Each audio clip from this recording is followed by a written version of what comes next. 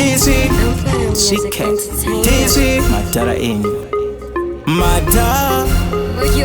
urisagwira ndokufananidza napiko anganziva kukupfuura ndianiko unoshuvira ndiende mberi hauna godoneni gaya pazvinhu zvacho manstadi ndoda muende Jamaica moimba namavhadho toficha nakalato tava kudzoka toimba nashango asi usazotipa ndini maneja wacho uripiko uripika wemwoyo wangu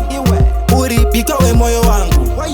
uripika wemwoyo wangu wadiwa wepamwoyo pangu uripika wemwoyo wangu uripika wemwoyo wangu uripika wemwoyo wangu wadiwa wepamwoyo pangu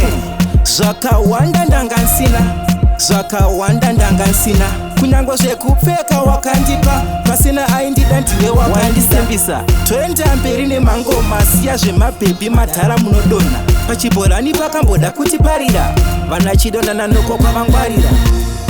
uripika wemwoyo wangu uripika wemwoyo wangu uripika wemwoyo wangu wadiwa wepamwoyo pangu uripika wemwoyo wangu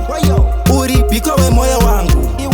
uripika wemwoyo wangu wadiwa wepamwoyo urisagwira ndokufananidza napiko anganziva kukupfuura ndianiko unoshuvira ndiende mberi hauna godoneni gaya pazvinhu zvacho manstadi ndoda muende Jamaica moimba namavhadho toficha nakalato tava kudzoka toimba nashango asi usazotipa ndini maneja wacho uripiko uripika wemwoyo wangu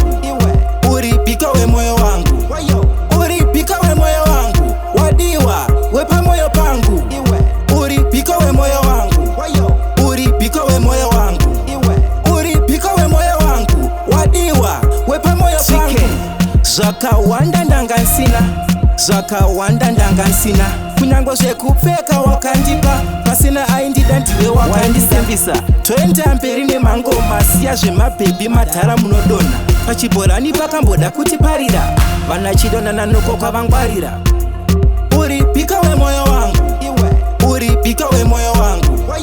uripika wemwoyo wangu wadiwa